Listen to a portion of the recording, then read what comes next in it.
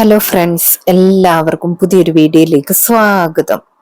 ഇന്നത്തെ കഥയിൽ വരുണിനോട് ജയഭാരതി മുത്തശ്ശി ചോദിക്കുന്നുണ്ട് കമ്പനിയിൽ മോൻ എന്ത് പോസ്റ്റ് ആണെന്നൊക്കെ. വരുൺ അപ്പോൾ മാനേജർ പോസ്റ്റ് ആണെന്നൊക്കെ പറയുന്നു. അതോടെ കേൾക്കുമ്പോൾ എല്ലാവർക്കും ഒരുപാട് സന്തോഷമാകുന്നു. രാധിക അപ്പോൾ പറയുന്നുണ്ട് ആദ്യ ശമ്പളം കിട്ടുമ്പോൾ തന്നെ എനിക്ക് എണ്ണ വാങ്ങി തരണമെന്ന് രാധികയോട് വരുൺ അപ്പോൾ പറയുന്നുണ്ട്. അത് തന്റെ കൃഷ്ണന് വേണ്ടിയല്ലേ, അത് ഞാൻ ചെയ്തോളാം എന്നൊക്കെ പറയുന്നു. വരുൺ എല്ലാവരോടുമായിട്ട് പറയുന്നുണ്ട് ഇനി നമ്മൾ ഓരോന്നായിട്ട് ഉറപ്പായിട്ടും തിരിച്ചു പിടിക്കുമെന്നൊക്കെ.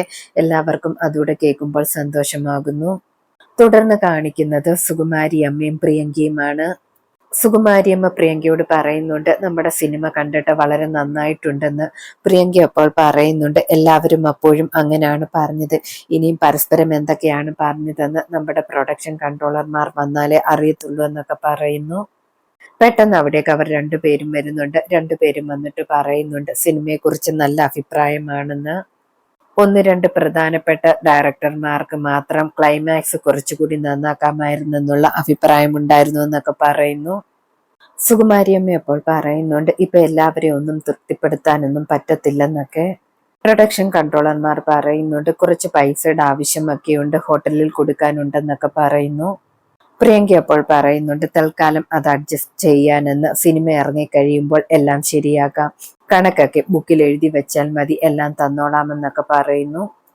തുടർന്ന് കാണിക്കുന്നത് വരുൺ ബെഡ്റൂമിൽ ഇരുന്ന് പാട്ട് പാടുകയാണ്. ആ സമയത്ത് രാധിക അടുത്തേക്ക് ചെന്നിട്ട് പറയുന്നുണ്ട് കുറെ കാലത്തിന് ശേഷം ഭയങ്കര സന്തോഷത്തിലാണല്ലോ എന്നൊക്കെ.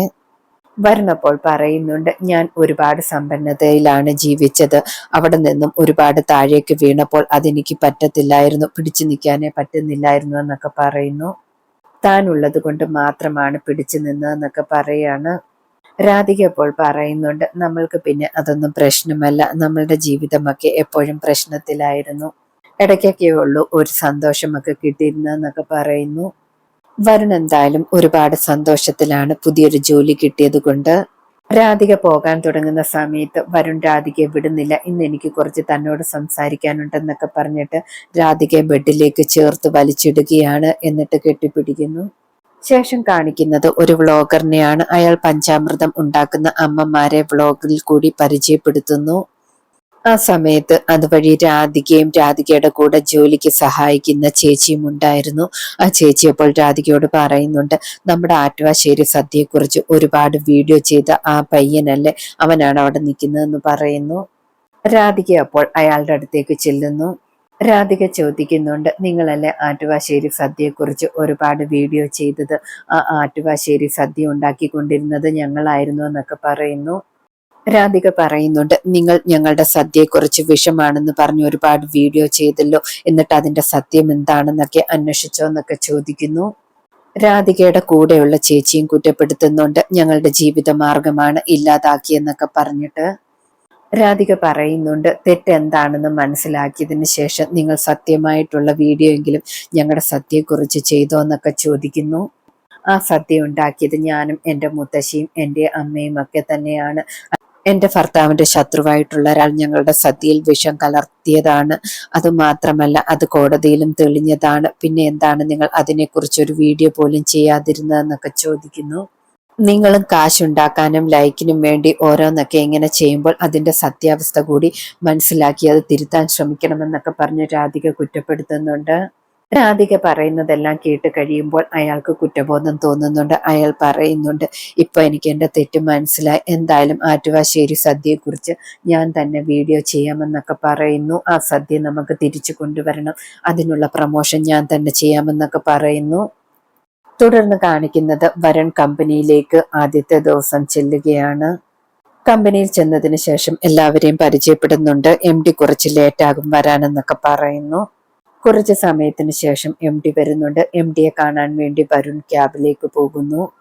വരുണിന്റെ ഫയലും ബയോഡേറ്റയും ഒക്കെ നോക്കിയിട്ട് MD പറയുന്നുണ്ട് നല്ല ബയോഡേറ്റയൊക്കെ ആണല്ലോ, ഇയാൾ വിദേശത്തൊക്കെ പഠിച്ചതാണല്ലോ എന്നൊക്കെ.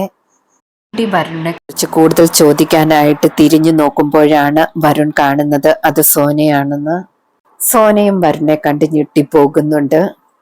സോന അപ്പോൾ നടു റോഡിൽ വെച്ച് വരുൺ തല്ലിയതൊക്കെ ഓർക്കുകയാണ്. സോന പെട്ടെന്ന് തന്നെ ദേഷ്യപ്പെടുന്നുണ്ട്. സോന ചോദിക്കുന്നുണ്ട്, നീ എന്തിനാണ് ഇവിടെ വന്നത്, ഇയാളെ എന്തിനാണ് ഇന്റർവ്യൂവിൽ സെലക്ട് ചെയ്തതെന്നൊക്കെ ചോദിക്കുന്നു.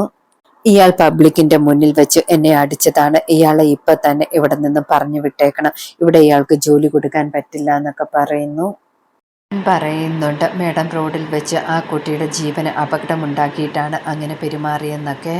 ആ സമയത്ത് അവിടെ ഉണ്ടായിരുന്ന കമ്പനിയിൽ ഇന്റർവ്യൂ ചെയ്ത ആള് പറയുന്നുണ്ട്, സിഒ പറഞ്ഞിട്ട് കൂടിയാണ് ഇയാളെ തന്നെ സെലക്ട് ചെയ്തതെന്നൊക്കെ പറയുന്നു. സിയോട് ചോദിക്കാതെ എങ്ങനെയാണെന്നൊക്കെ ചോദിക്കുന്നു.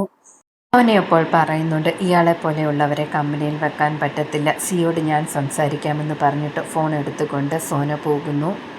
സോന സിയോട് സംസാരിക്കുന്നുണ്ട്. സോന എന്തൊക്കെയോ സിയോട് സംസാരിച്ചിട്ട് ഫോൺ വെച്ചിട്ട് വരുണിൻ്റെ അടുത്തേക്ക് വരുന്നു. ഇന്നത്തെ കഥ ഇതോടെ അവസാനിക്കുന്നു. പുതിയൊരു കഥയുമായി വീണ്ടും കാണാം. Thank you.